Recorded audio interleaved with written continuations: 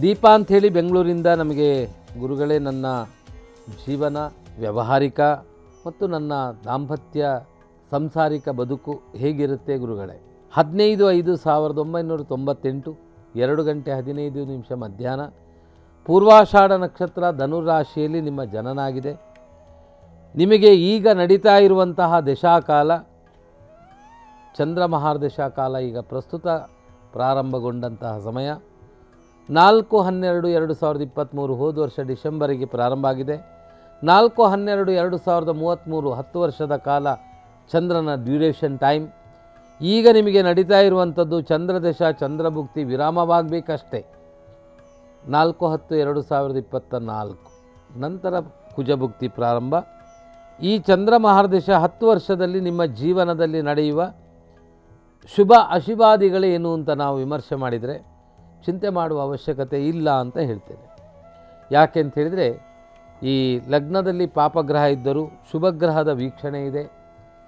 ಇನ್ನು ನಿಮ್ಮ ಜಾತಕದಲ್ಲಿ ಪಂಚಮ ಭಾವಸ್ಥಿತನಾಗಿ ವ್ಯಯಾಧಿಪತಿಯಾದಂತಹ ದಶಾಧಿಪತಿ, ವ್ಯಯಾಧಿಪತಿ ಅಂದರೆ ಚಂದ್ರ, ಸಿಂಹಲಗ್ನಕ್ಕೆ 12ನೇ ಭಾವ, ಅದು ಅವನು ಪಂಚಮ ಭಾವದಲ್ಲಿ ನಿಂತು ಅವನ ದಶಾಕಾಲ ನಡೆಯುವಾಗ ಸ್ವಲ್ಪ ಮಿಶ್ರ ಫಲಾದಿಗಳು ಉಂಟಾಗುವ ಲಕ್ಷಣ.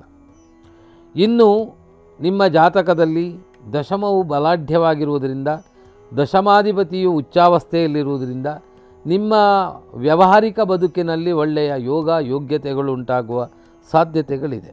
ಇನ್ನು ನೀವು ವಿವಾಹದ ಬಗ್ಗೆ ಕೇಳಿದಿರ. ಸಪ್ತಮಾಧಿಪತಿ ಸಿಂಹರ ಲಗ್ನಕ್ಕೆ ಅವನು ನೀಚನಾಗಿ ಮೇಷರಾಶಿಯಲ್ಲಿ ಕುಜನೊಂದಿಗಿರುವುದರಿಂದ ನಿಮ್ಮ ಸಂಸಾರಿಕ ಬದುಕಿನಲ್ಲಿ ಕೆಲವು ವಿವಾದಗಳು ಮುಂದೆ ಪ್ರಾಪ್ತವಾಗುವಂಥ ಲಕ್ಷಣಾದಿಗಳಿದೆ.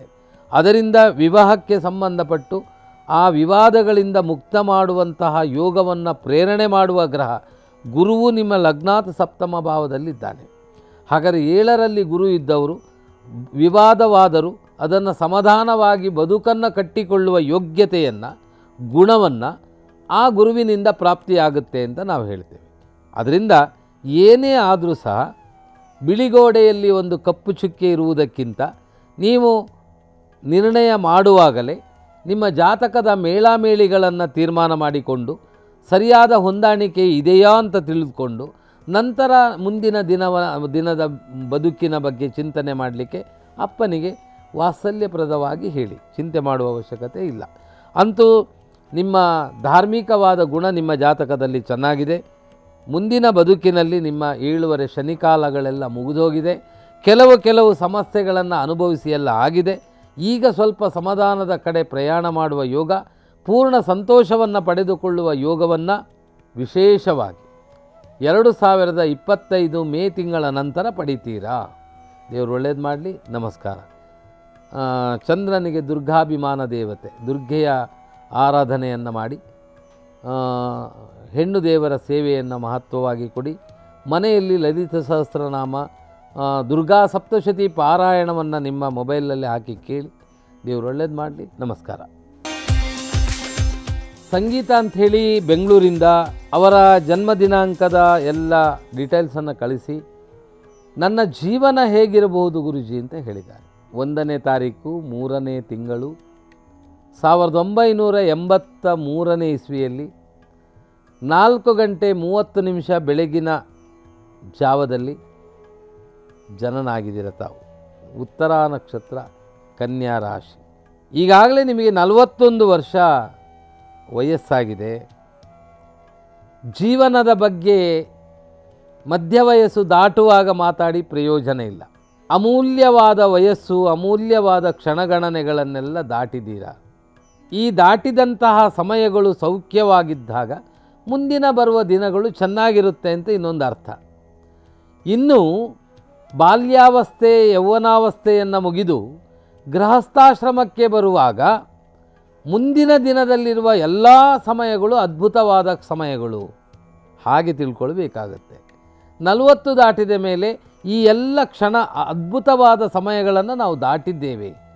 ಅದರಿಂದಾಗಿ ನಿಮಗೆ ನಡೆಯುವಂತಹ ಈ ಒಂದು ಸಮಯ ಯಾವುದು ಅಂತ ಕೇಳಿದರೆ ಗುರು ಮಹಾರ್ದಶೆ ನಡೀತಾ ಇದೆ. ಎಲ್ಲಿಂದ? 13/2/2019 ನಂತರ. ಈಗ ಗುರುದಶೆಯಲ್ಲಿ ನಿಮಗೆ ಬುಧ ಭುಕ್ತಿ ನಡೀತಾ ಇದೆ. ಗುರುದಶ ಬುಧಭುಕ್ತಿ 19/1/2026. ಬುಧನು ನಿಮ್ಮ ಮಕರ ಲಗ್ನಕ್ಕೆ ಭಾಗ್ಯಾಧಿಪತಿ ಲಗ್ನದಲ್ಲಿರುವುದರಿಂದ ಶುಭ ಯೋಗ ಇದು, ಅಶುಭ ಯೋಗ ಅಲ್ಲ. ಗುರು ನಿಮ್ಮ ಲಗ್ನಾತ್ ಏಕಾದಶದಲ್ಲಿರುವುದರಿಂದ ನಿಮ್ಮಲ್ಲಿ ಆದಂತಹ ಅಸಮಾಧಾನದಿಂದ ಕೂಡಿದಂತಹ ವಿಚಾರಗಳು ಅದು ಸಮಾಧಾನದ ಕಡೆಗೆ ತಿರುಗಿ ಈಗ ಅದರ ಲಾಭಾಂಶವನ್ನು ಪಡೆದುಕೊಳ್ಳುವ ಸಮಯದಲ್ಲಿ ನೀವಿದ್ದೀರಾ. ಚಿಂತೆ ಮಾಡುವ ಅವಶ್ಯಕತೆ ಇಲ್ಲ.